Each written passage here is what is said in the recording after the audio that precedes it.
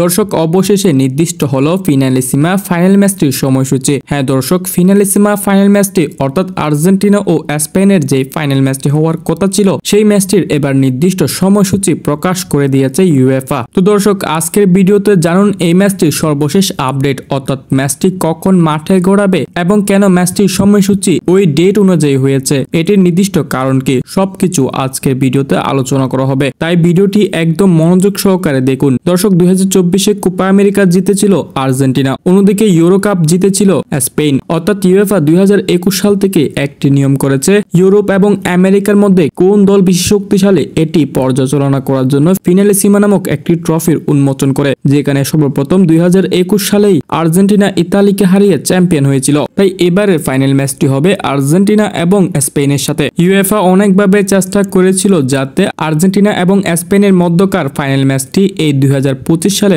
অনুষ্ঠিত করার, তবে নির্দিষ্ট কোনো ডেট খুঁজে পায়নি ইউএফা, কেননা ইন্টারন্যাশনাল ম্যাচ থেকে শুরু করে লিগ পর্বের ম্যাচগুলো অনেক বেশি হয়ে যাওয়ায় 2025 সালে কোনো সময় পাচ্ছে না। যদিও বা আর্জেন্টিনার জন্য সময় আছে 2025 সালে খেলার, কারণ তারা লাতিন আমেরিকার ম্যাচের শেষ পর্যায়ে, কিন্তু ইউরোপের বিশ্বকাপ বাছাই পর্বের ম্যাচগুলোতে স্পেন এখনো ব্যস্ত, তাদের এখনো অনেক ম্যাচ বাকি আছে, তাই তারা কোনো রকম ভাবে 2025 সালে ফ্রি নেই, যদিও বা আর্জেন্টিনা ফ্রি আছে। তাই ইউএফা এবার সিদ্ধান্ত নিয়েছে 2024 সালের মার্চ মাসে যে কোনো একটা তারিখেই এই ম্যাচটি মাঠে গড়াবে। অর্থাৎ এটি এখন নিশ্চিত, 24 সালের মার্চ মাসের যে কোনো একটি তারিখে হয় আর্জেন্টিনা না হয় স্পেন কোনো একটি দল জয়ী হবে অপর দলকে হারিয়ে। তো দর্শক, আপনাদের কি মনে হয়, আর্জেন্টিনা কি স্পেনকে হারিয়ে আবারও ফিনালিসিমা ট্রফিটি উঠিয়ে ধরতে পারবে? মেসির হাতে কি উঠবে আরো একটি ইন্টারন্যাশনাল ট্রফি? দর্শক, আপনাদের মন্তব্য জানিয়ে দিতে পারেন আমাদের কমেন্ট সেকশনে।